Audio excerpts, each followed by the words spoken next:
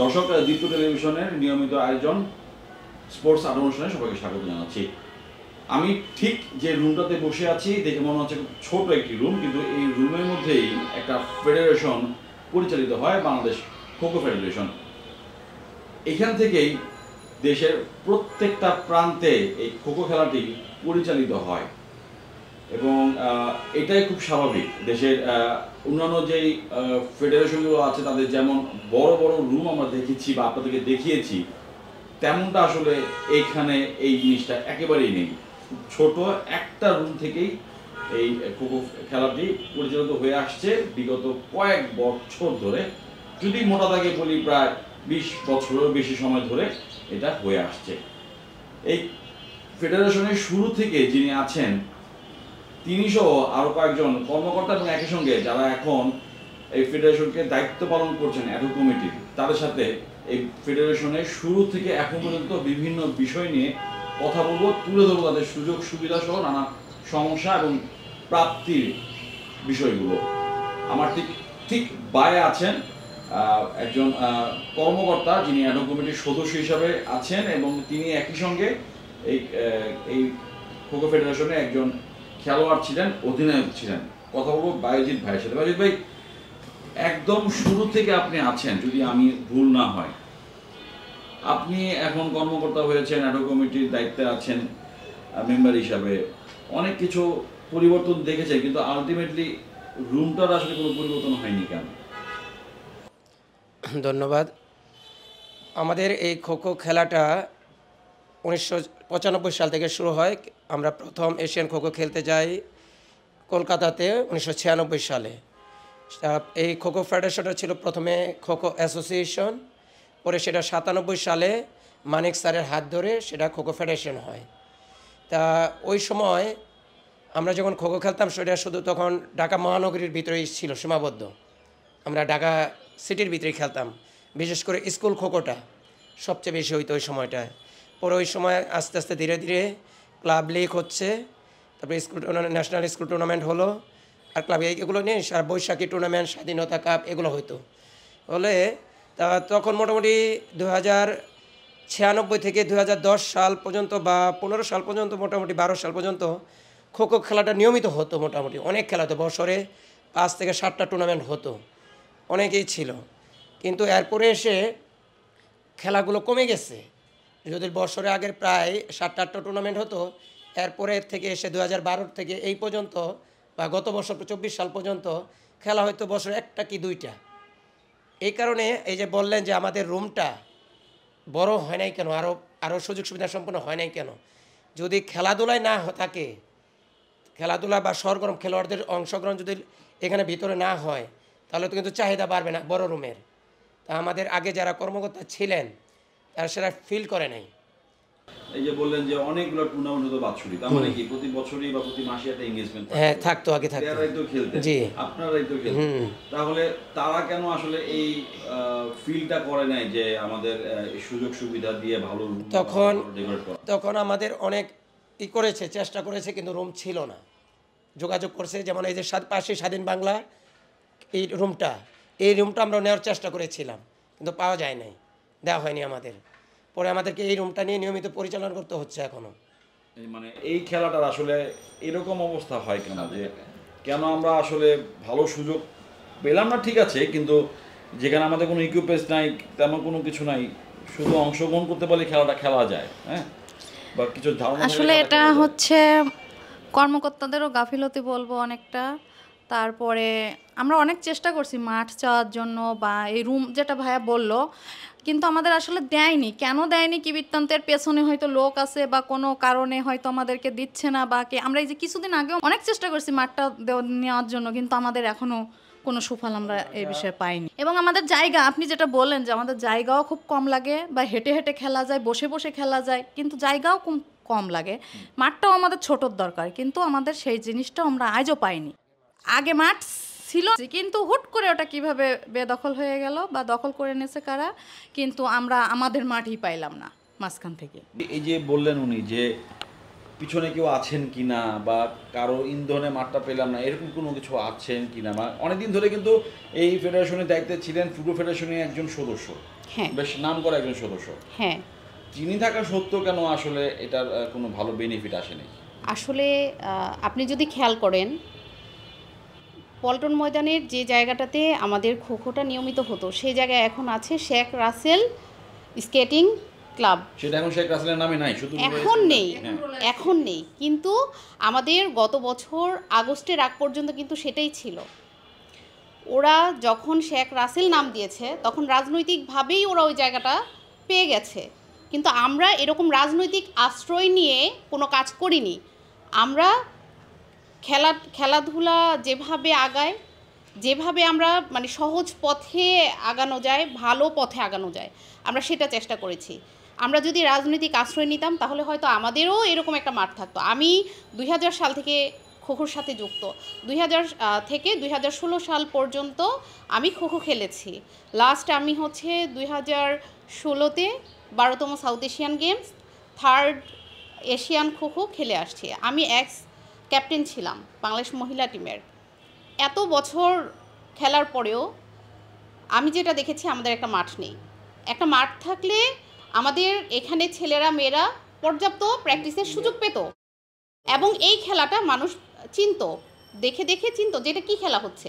যখন মাঠে একটা খেলা থাকে, আরে আগ্রহ হয়ে মানুষ দেখে যে এটা কী খেলা, নাম জিজ্ঞেস করে, তখনই কিন্তু এটার প্রচার হয়, প্রসার হয়। যখন আপনার মাঠ নেই, প্রচার করার জন্য ফেডারেশন ওইভাবে উদ্যোগী হবে না, তখন স্বাভাবিক একটা খেলা 25 বছর কেন, 30 বছর কেন, মানে 100 বছরেও আপনি এটাকে পরিচিত করতে পারবেন না। এই যে রাজনীতিকরণের কথা উনি বলে যে রাজনীতি আশ্রয়, আলটিমেটলি কি এটাই মূল বিষয় হয়ে থাকে কি না, যে এরকমটা কারণে আমাদের স্পোর্টসে মানে এরকম ফেডারেশনগুলো আর কি? আচ্ছা, রাজনীতি ছিল, কিন্তু রাজনীতি তো এটা 12 পর্যন্ত ছিল। 12 পরে হয়েছে, রোলার স্কেটিং হয়েছে হয়তো 15 পরে, অনেক বড়, 16 সালের যদি হয়ে থাকে, তাহলে আমার এর আগে যারা কর্মকর্তা ছিলেন ওইখানে আমাদের অলরেডি 4-5টা পিলার বসানো ছিল লাইটিংয়ের, 4-5 কোনায় পিলারের লাইটিং ছিল। তাহলে যারা ওই সময় কর্মকর্তা ছিলেন আমাদেরই স্যারেরা ছিলেন, ঠিক আছে, আমাদের হাকিম স্যার ছিলেন, ইমরান স্যার ছিলেন, ডালি স্যার ছিলেন, হাবিব স্যার ছিলেন, বিভিন্নজন ছিলেন। তারা তখন ওই মাঠটা বাঁচানোর জন্য কোনো চেষ্টা করছে কিনা আমি জানি না, কারণ আমি 10 সাল খেলার পরে এখানে আর আসি নাই। 10 সালে খেলা ছেড়ে দেওয়ার পর এই ফেডারেশন আর আসি নাই আমি। এটা কি রাগে ক্ষোভে অভিমানে? অনেকটা ওইরকমই, যেমন আসতে চেয়েছিলাম, এখানে কর্মকর্তা হতে চেয়েছিলাম 12 সালে, কিন্তু মনে হয় ওনাদের ওই মানে ঢোকার যে প্রসিডিউর ভালো লাগে না আমার, এই কারণে আসেন। পরে আমি 2012 সাল থেকে বাংলাদেশ ফুটবল ফেডারেশন নিয়মিত রেফারিং করি, ওইখানে চলে গিয়েছি আমি। তারপর এই গত বছর এখান থেকে এই বছর এখানে আমাকে অ্যাডহক কমিটি করে পাঠানো হলে তো কি আসতে, নাহলে আসতামই না, অ্যাডহক কমিটির মাধ্যমে আসলাম। তাহলে তো আমি ভাই এবারই তো আপনার কাছে আসি, 12 সাল থেকে 24 সাল পর্যন্ত যদি বলি মোটা থাকে 12 বছর এক যুগ, সে অন্য একটা ফেডারেশনের রেফারি হিসাবে কাজ করেছে, মানে খেলাধুলাকে পছন্দ করেন দেখে আসলে তিনি ওইভাবে আছেন বা ওই পেশায় চলে গেছেন। কিন্তু তার মনের মধ্যে কিন্তু খোকোটা ছিল, যখন সে সুযোগ পেয়েছেন আবার চলে আসছেন সার্চ কমিটি, যেটা আমরা দেখলাম গত বছর থেকে কাজ শুরু করা। আমার প্রশ্নটা হচ্ছে অনেকগুলো আপনার কাছে, আপনি নিজেও কাজ করেছেন, মাঠ পর্যায়ে কাজ করেছেন, আমার সাথে কাজ করেছেন।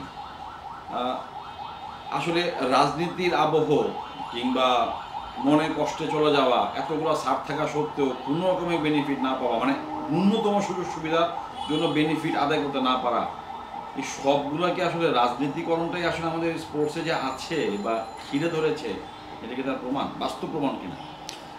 আমি তো মনে করি অবশ্যই বাস্তব প্রমাণ। কারণ হলো আপনার রাজনীতিকরণটা এমনই হয়েছে, দেখেন যে আপনি মাঠটা ছোট হইতে হয়তো অনেক ছোট হয়ে গেছে। যেখানে আপনার রোলার স্কেটিং মাঠটা হয়েছে সেখানে শেখ রাসেল নামটা যোগ করার কারণে কিন্তু এত দ্রুত সে মাঠটা বরাদ্দ পেয়ে গিয়েছে।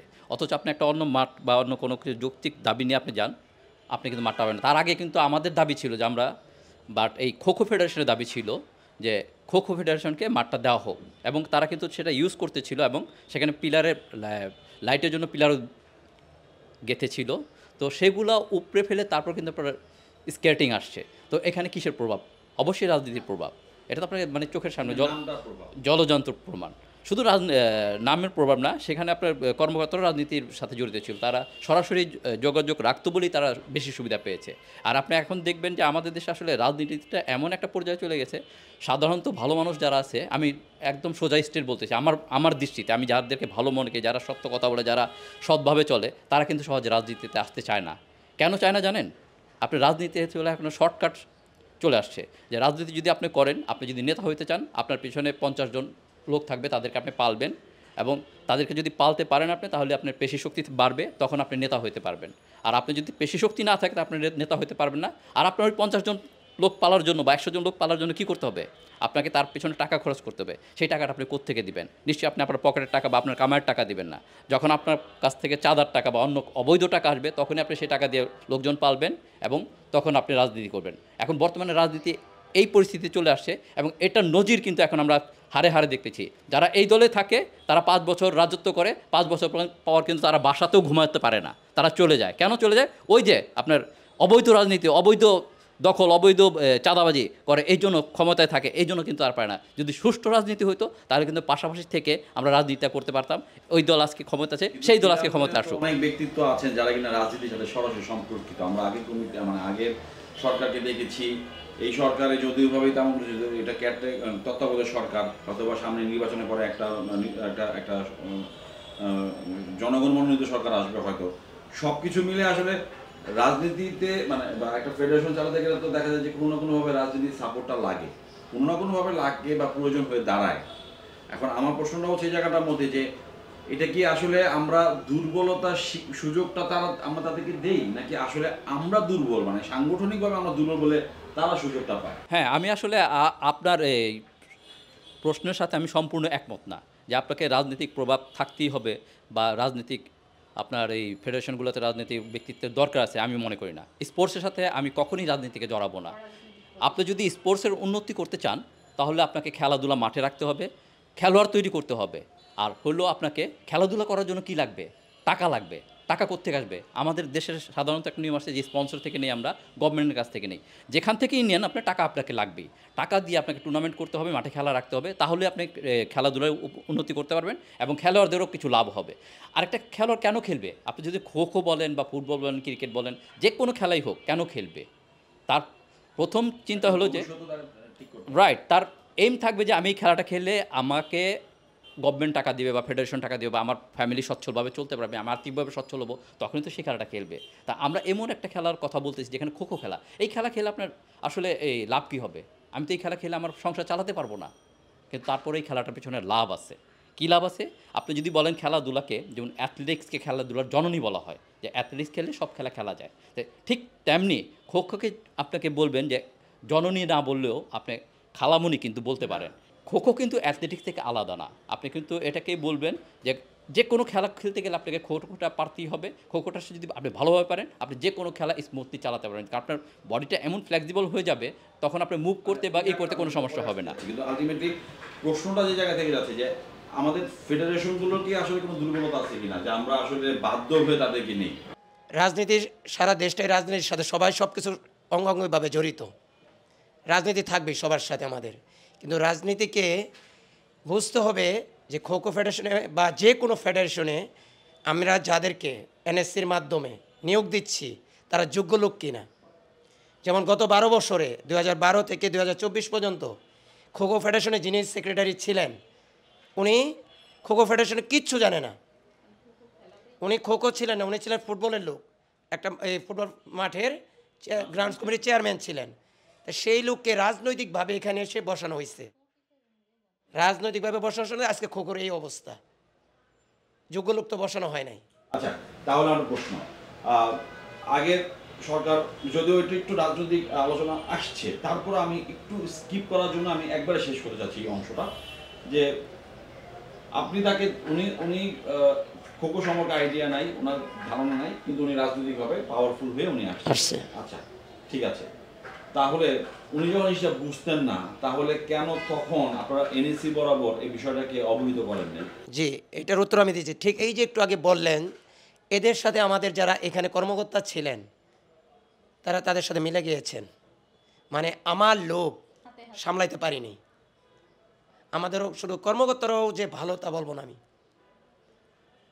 কেন আমি তাকে, যে খোকর লোক না, তাকে কেন আমরা সঙ্গ দিলাম, তাদেরকে কেন সুযোগ করে দিলাম আমরা? এটা আমাদের দুর্বলতা ছিল, আমাদের যারা সাবেক কর্মকর্তা ছিলেন তাদের এই দুর্বলতাটা ছিল। তার মানে হচ্ছে আমরা যখন খেলোয়াড় ছিলাম, মানে আমি মানে আপনারা যখন জি। খেলোয়াড় ছিলেন, তখন আসলে একেবারেই ক্যারিয়ারের জন্য হোক, নিয়মিত মাঠে খেলা, দলের সুযোগ পাওয়া, সবকিছুর জন্য সবকিছু মেনে নিতে ওই সময়টায় খোকর লোকগুলোই ছিল 2012 পর্যন্ত। এর আগে কোনো খোকর বাইরে একটা লোক এখানে ছিল না। মানে 2012 সাল থেকে আসলে বা 24 সাল পর্যন্ত প্রায় এক যুগ এই আসলে অধপতনটা এখানে মেন শুরু হয়েছে। আমি তামিম ভাই আমাকে যেটা একটা মানে অনুষ্ঠান শুরু হওয়ার আগে অবদারি করে বলতেছিলেন যে আমাদের টাকা পয়সাগুলো আসে হচ্ছে এনএসি এবং অনুদান থেকে যখন খেলা চলে তখন। তো একটা সময় যেহেতু আপনি বলেছেন যে একটা সময় যেহেতু অনেক খেলা হতো, মাসে খেলা হতো বা বাৎসরিক অনেকগুলো খেলা হতো, তখন আসলে একভাবে চলতো বা চলতো। তারপরেও নিশ্চয়ই অপ্রতুলভাবেই হইতো, ইনাফ থাকতো না অর্থের বিষয়টা, তখন আসলে কীভাবে চলতো না আপনারা যদি বলতেন। আসলে এটা খেলা দিয়ে কখনো আমরা সংসার চালাইনি, আর চলেও না আমাদের। এটা বলবো না এটা আমাদের পেশা, এটা আমাদের একটা নেশা। খেলা আমাদের আসলে একটা নেশার মতনই।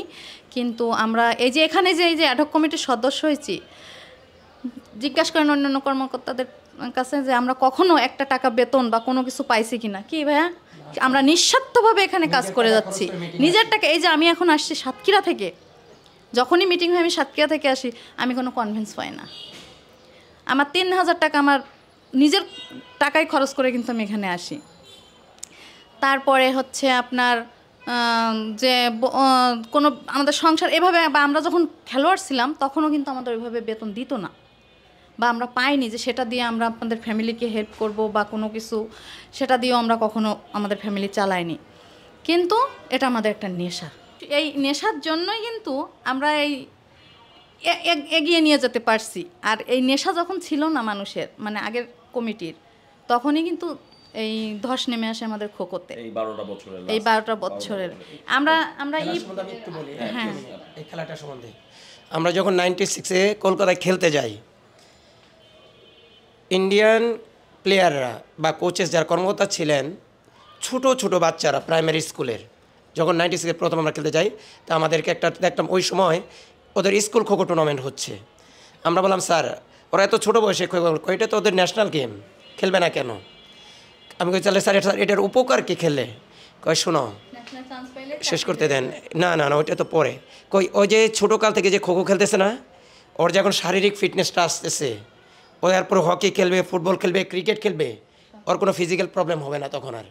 অ্যাকচুয়ালি ওরা ইন্ডিয়ানরা খোখো খেলায় বাধ্যতামূলকভাবে আদার গেমসের ফিটনেসের জন্য, কিন্তু আমরা বাংলাদেশে সেটা প্রতিষ্ঠিত করতে পারি নাই। অ্যাকচুয়ালি খোখো খেলার মূল উদ্দেশ্য হয়েছে আদার গেমসের ফিটনেসের জন্য, আমাদের ছোটো ছোটো বাচ্চাদের ফিটনেস তৈরির জন্য, যাতে ভবিষ্যতে তারা ভালো যে কোনো খেলায় খুব ফিজিক্যালি স্ট্রং থাকে। এই জন্য প্রথম বিশ্বযুদ্ধের সময় মূলত খোখো খেলাটাই এটা মানে ওদের জন্য বাধ্যতামূলক শুরু করা হয়। জি। এই যে নিজের গাটের টাকা খরচ করে নেশায় পড়ে এই খেলার প্রতি বা ভালো লাগার প্রতি, ভালোবাসার প্রতি মাঠে আসা, কিংবা এই যে এখন সংগঠক হয়েছেন, কমিটিতে আছেন, আসছেন যাচ্ছেন, সব কিছুতে আসলে মানে আপনাকে দেখে অ্যাজ এ প্লেয়ার, আপনাকে দেখে যারা আপনার জুনিয়র বা যারা এখন আশা করে হয়তো বা খেলে, তারা আসলে কোনো ফিউচার কি রাখতে পারে বা ঠিক করতে পারে যে না উনি হয়েছেন বা আমি হব? হ্যাঁ, আমি খোখো প্লেয়ার ছিলাম বলেই আজকে আমি ফিজিক্যাল টিচার। কেন? আমি যখন খেলাধুলা করতাম ছোটোবেলা থেকে আমার টার্গেট ছিল যে আমি এই মাঠের সাথেই থাকতে চাই, এবং আমার যারা স্টুডেন্ট এখন তারাও কিন্তু আমি যেহেতু একটা কলেজে আছি, TNT মহিলা কলেজে আছি কলেজ গেটে, তো সেখানে আমার এক্সট্রা কারিকুলাম অ্যাক্টিভিটিস একটা ক্লাস আছে।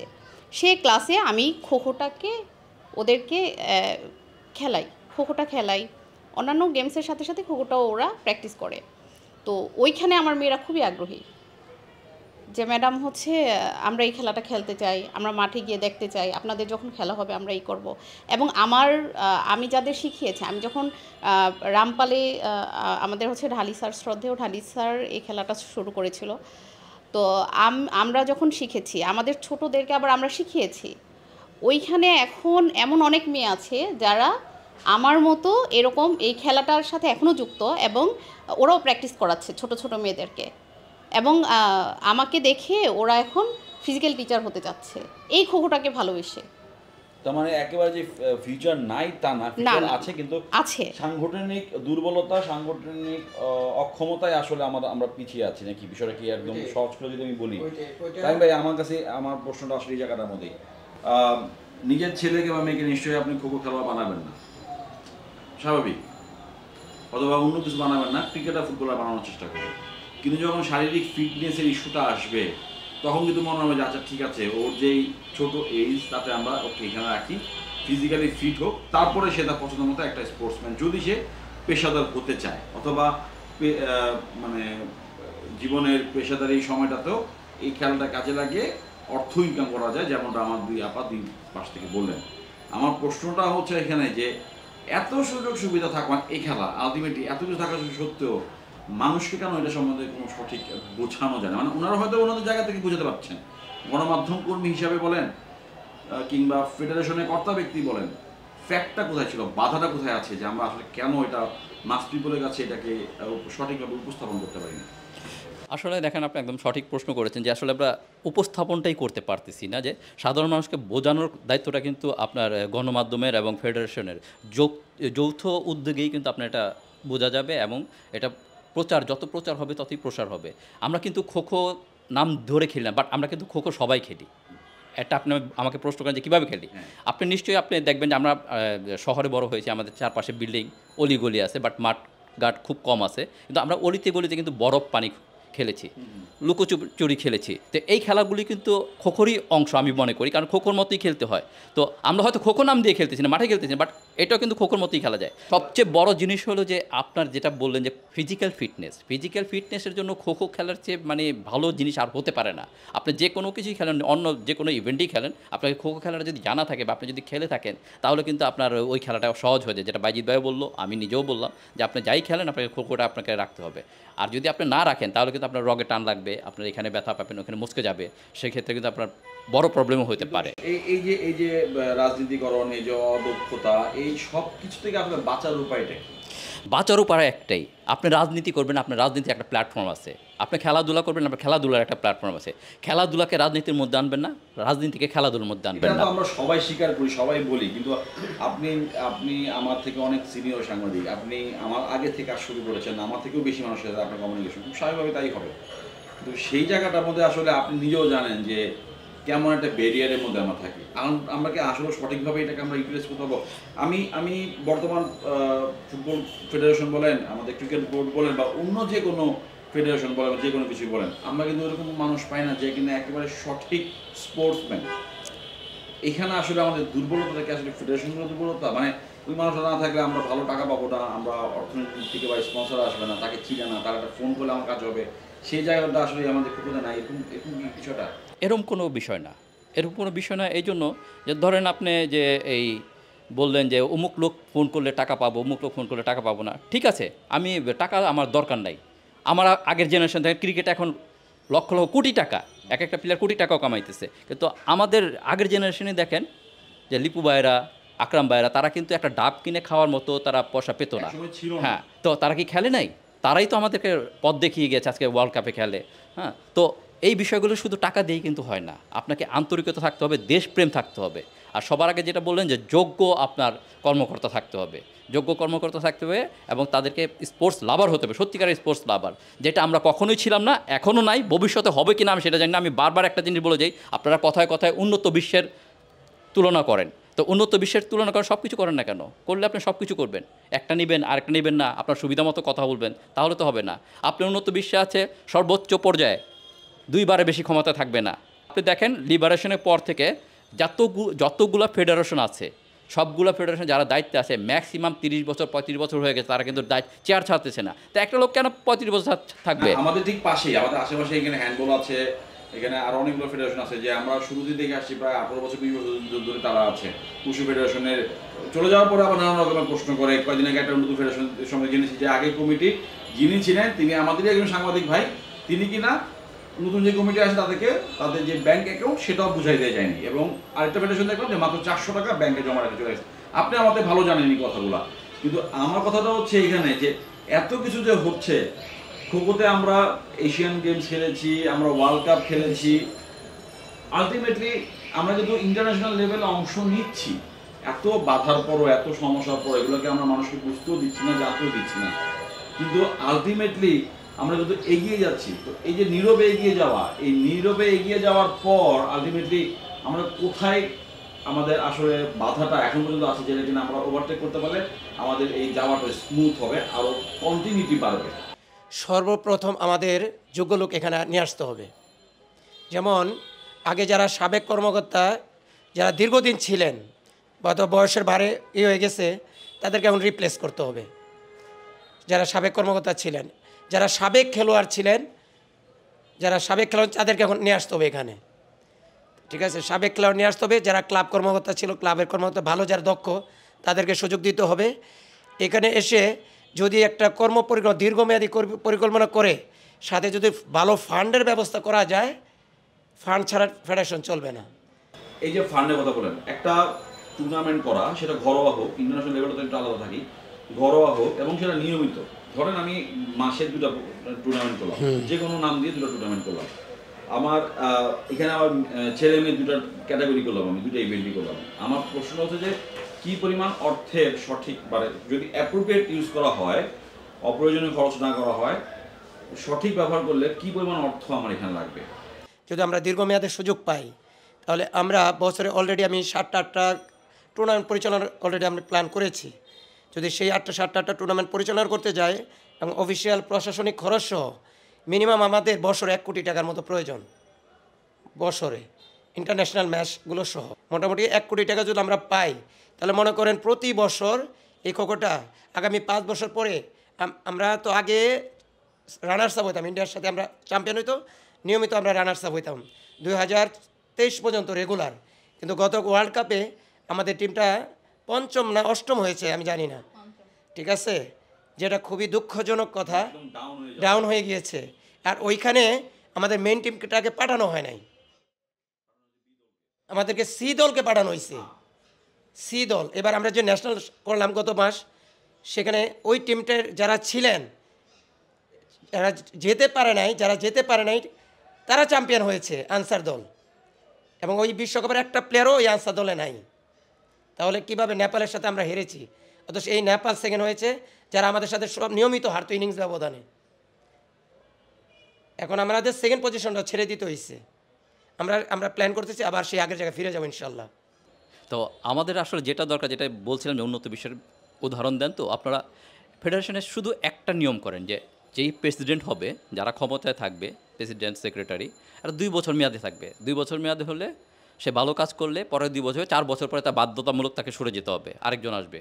আরেকজন এসে যদি পারে তো সেও 4 বছর থাকবে, আর যদি না পারে তাকেও সরে যেতে হবে। আপনি 4 বছরের বেশি কাউকে দেন না, নতুন লোক দেখান। সে যদি ভালো করে সেও উপদেষ্টা হিসেবে থাকবে, আপনি নতুন লোক দেন, নতুন লোক আপনি 4 বছর পর অন্যজনকে দেন, দায়িত্ব দেন, এবং ওকে জবাবদিহিতা নিশ্চিত করেন যে 4 বছরে সে কী করলো। এই জবাবদিহিতার জায়গাটা যদি সঠিক থাকে, এই জবাবদিহিতাটা আসলে নিশ্চিত করার দায়িত্বটা কি শুধুই গণমাধ্যমের, নাকি জাতীয় ক্রীড়া পরিষদের একটা বড় রকমের ভূমিকা এখানে থাকতে হবে? তারা কিন্তু অর্থের একটা অংশ দেয়, তারা অপ্রতুল দেয়, আমি যতটুকু জানি তারা ইনাফ না, সেই জায়গাটা তারাই অনেকটা বড় একটা, সেই জায়গাটা আসলে তাদের আসলে কেমন ভূমিকা থাকা উচিত? শুধু জাতীয় ক্রীড়া পরিষদই না, এটা মন্ত্রণালয়েরও থাকবে আপনার। হ্যাঁ, ওখানে আপনার জবাবদিহিতার থাকতে হবে, আবার আপনার এখানে ফেডারেশনে জবাবদিহিতা থাকতে হবে। সবার সাথে আপনার সম্মিলিতভাবে একটা কমিটির মতো করে আপনাকে এটা, মানে দেশের জন্য সবাই যাতে জানতে পারে, সাধারণ পিপলও যাতে জানতে পারে, কিন্তু গণমাধ্যমকে নিয়ে একটা কমিটি করে সবার সাথে আপনার সারা বছরের হিসাব প্রত্যেকটা ফেডারেশন দেওয়া উচিত, লেয়াজু করা উচিত, এবং সাধারণ মানুষকে জানানো উচিত যে আমি 1 বছর চালালাম, 1 বছর আমি এই টুর্নামেন্ট করেছি, এই টাকা পেয়েছি, এই টাকা খরচ হচ্ছে, বা এই করছি, আমারই 1 বছরে আমি 2টা প্লেয়ার তৈরি করতে পেরেছি, এই এখানে ছিল, এখান থেকে রাস্তা থেকে তুলে এনে আমি ন্যাশনাল টিমে সুযোগ দিয়েছি, এবং তারা খেলতেছে, তারা ভালো করতেছে। এরকম যদি আপনি এক ফেডারেশন থেকে উদাহরণ সৃষ্টি করতে পারেন, তাহলে আরেক ফেডারেশন আপনাকে সে পরের বছর দিবে যে আমি 4 জন করেছি। আরেক ফেডারেশন জবাব দিতে না চাইলেও সে দিতে বাধ্য হবে। তো এইভাবে যদি আপনি সাধারণ মানুষের কাছে যদি জবাব দিতে, মানে আপনি একটা নৈতিক দায়িত্ব মনে করেন, যে এমনি তো আপনি প্রেশার দিয়ে করতে পারবেন না, এমন একটা করেও না, কিন্তু আপনি যদি নৈতিক দায়িত্ব মনে করে যদি জানান, সেটা কিন্তু আপনি হয় যেমন আমি এখানে একটা উদাহরণ ছোট দিতে পারি যে আপনারা কীভাবে নেবেন আমি জানি না, প্রত্যেকটা মসজিদে দেখবেন যখন জুম্মার নামাজ পড়তে যান তখন কিন্তু ওরা গেটের কাছে লিখে দেয় গত জুম্মাতে আপনাদের দান থেকে উঠেছে এত টাকা। সেটা কিন্তু না করলেও তারা পারে, কিন্তু তারা একটা জবাব দিয়ে থাকে, নিজের উদ্যোগে তারা জানিয়ে দিয়েছে। তো এইভাবে আমার মনে হয় ফেডারেশনগুলোরও জবাবদিহিতার দরকার আছে। ফেডারেশনগুলো এনএসিকে জবাব দিয়ে, এনএসি মন্ত্রণালয়কে জবাব দেবে, গভর্নমেন্টকে জবাব দেবে। তারা যদি সেভাবে জবাব দেয় আমার মনে হয় সবার কাজের স্বচ্ছতা চলে আসবে এবং খেলোয়াড় তৈরি হবে, এতে কোনো সন্দেহ নেই। আমি নিঃসন্দেহে একটা জিনিস বলতে পারি, ইন্ডিভিজুয়াল গেমগুলোতে অবশ্যই বাংলাদেশ ভালো করবে যদি আপনারা ভালোভাবে ট্রেনিং দেন, ভালোভাবে সুযোগ সুবিধা দেন। এবং সুযোগ সুবিধা দেওয়ার ক্ষেত্রে তো স্পন্সর এবং টাকার বিকল্প নাই, সেটা আপনারা আমার মনে হয় যে ব্যবস্থা হয়ে যাবে, ব্যবস্থা হয়েও যায়, সবগুলোই চলে। কিন্তু আপনারা দেখবেন যে খেলোয়াড়দের পরিবর্তে টুর্নামেন্ট করতে, টুর্নামেন্ট কর্মকর্তাদের এই অন্য কাজ করতে দেখা যায় অর্থের যোগানটা বেশি লেগে যায়, সেই ক্ষেত্রে একটু সমস্যা হয়ে যায়। আমি মনে করি খেলোয়াড়দের পিছনে এই টাকাটা বেশি খরচ করা উচিত।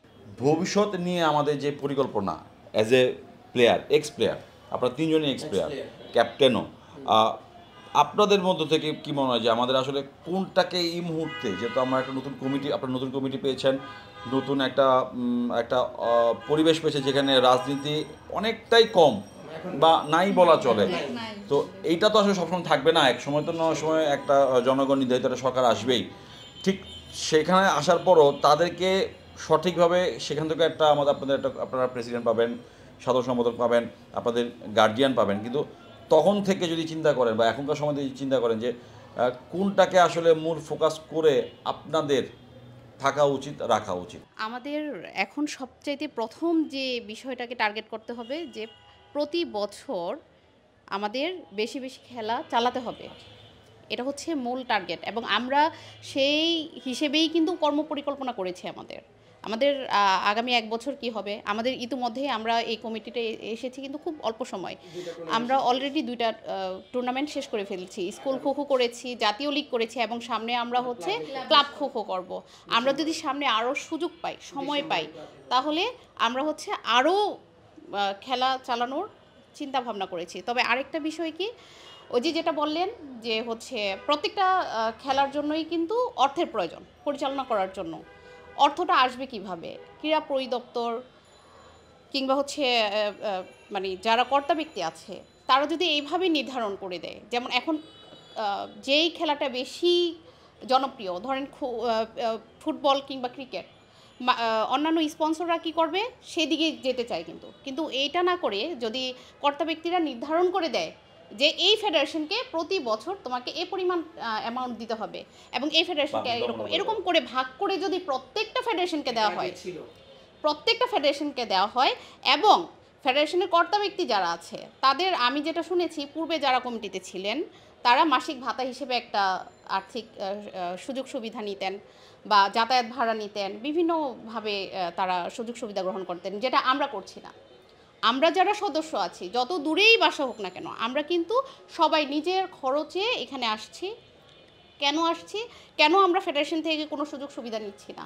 কারণ আমরা চাচ্ছি খোখোটা আরও সামনের দিকে এগিয়ে যাক। এটার প্রচার কিভাবে হবে? আমরা যে টাকাটা নিব না, সে টাকাটা দিয়ে আরও প্রসার হোক।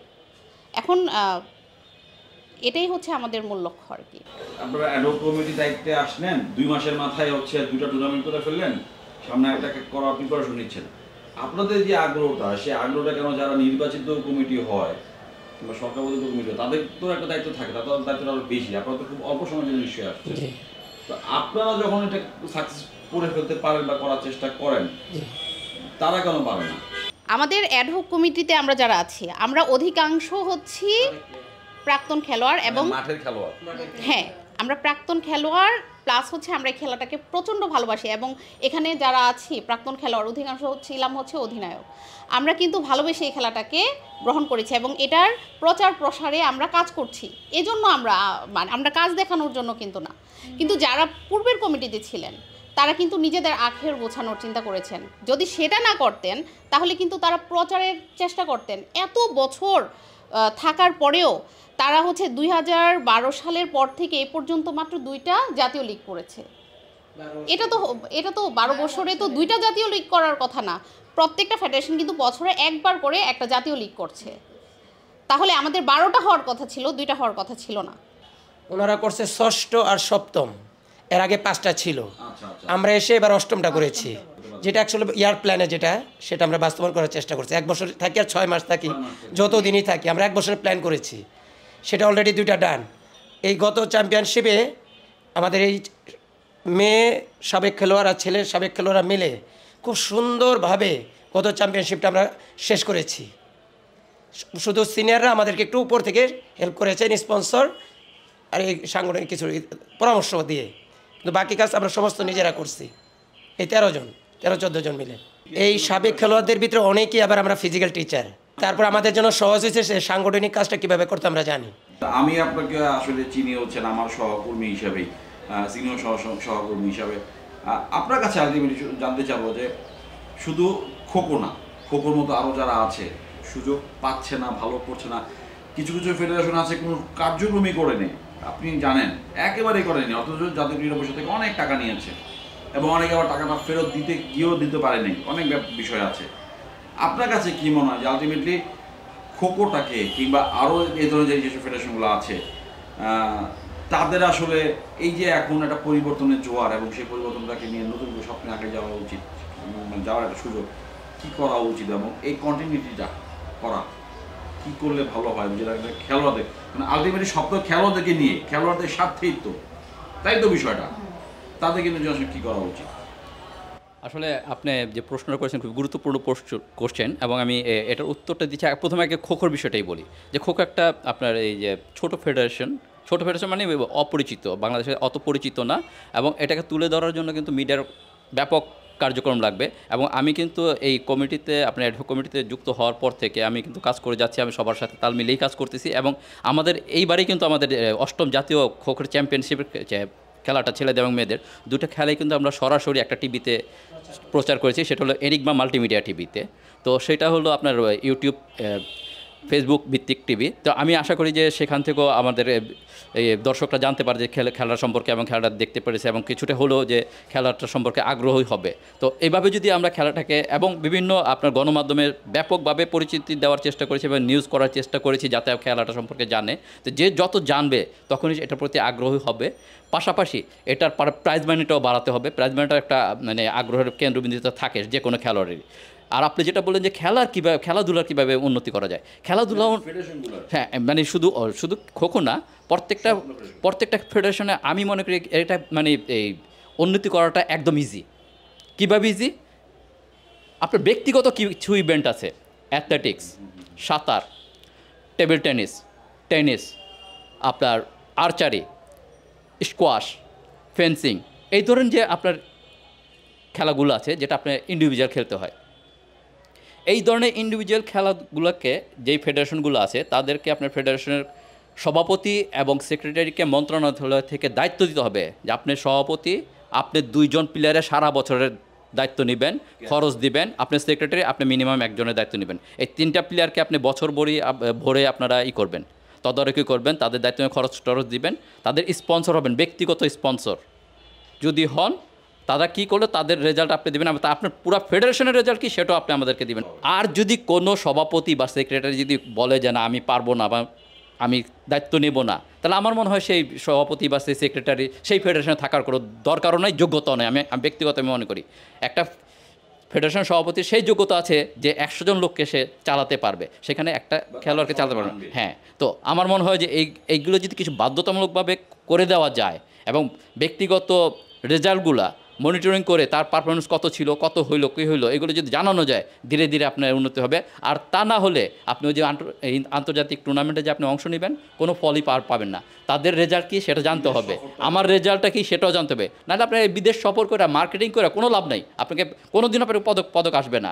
হঠাৎ অনেক প্লেয়ার আজকে গিয়েছেন, আমি দেখছিলাম ফেসবুকে বা অন্য জায়গায় গিয়ে তারা প্রত্যেকে একটা আশা নিয়ে যাচ্ছে, কিন্তু আলটিমেটলি আমরা আসলে আমাদের আশার জায়গাটা হচ্ছে যে আমরা মাঠে নিয়মিত খেলা চাওয়া, মানে সাংগঠনিক দক্ষতা দিয়ে, এবং আপনারা যারা x player, x captain kho kho federation, তারা যখন সংযুক্ত হয়েছেন তার মাধ্যমে আলটিমেটলি খেলাটাকে আসলে মাঠে রাখা এবং নিয়মিত এগিয়ে যাওয়াটাই আসলে মূল লক্ষ্য এই মুহূর্তে, এবং সেটার জন্য আসলে আপনাদের শ্রমটা মানে নিজের ইচ্ছা শক্তিটাই আসলে এই মুহূর্তে সবচেয়ে বড় একটা। এই মুহূর্তে আমরা শ্রম দিতে রাজি আছি, কিন্তু সবার আগে আমাদের একটা মাঠ দরকার, মাঠ এবং স্পন্সর, এই দুইটা যদি হয় আমরা ইনশাল্লাহ খোখোকে আবার চ্যাম্পিয়ন হতে পারে, রানার্স আপ করতে পারবে ইনশাল্লাহ। ধন্যবাদ। ইনশাল্লাহ।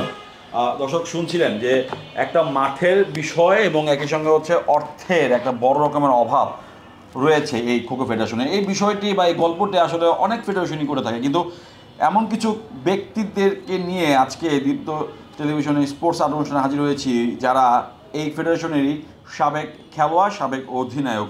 তারা মাঠে নেমেছেন খোখোটাকে উন্নতির জন্য এবং শুধু জাতীয় ক্রীড়া পরিষদ এবং মন্ত্রণালয়ের একটা বড় রকমের সহযোগিতাই তাদেরকে নিয়ে যেতে পারে সামনের দিকে, ভবিষ্যতে আরও বড় কিছু টুর্নামেন্ট কিংবা আন্তর্জাতিক সাফল্য আনার জন্য। আপনারা সবাইকে অসংখ্য ধন্যবাদ আজকের এই পর্বের স্পোর্টস আড্ডাটি দেখার জন্য। আগামী পর্বে আগামী সপ্তাহে নতুন কোনো অতিথিকে নিয়ে নতুন কোনো ফেডারেশনের গল্প নিয়ে আবার হাজির হবো। সে পর্যন্ত সবাই ভালো থাকুন, সবাইকে অসংখ্য ধন্যবাদ।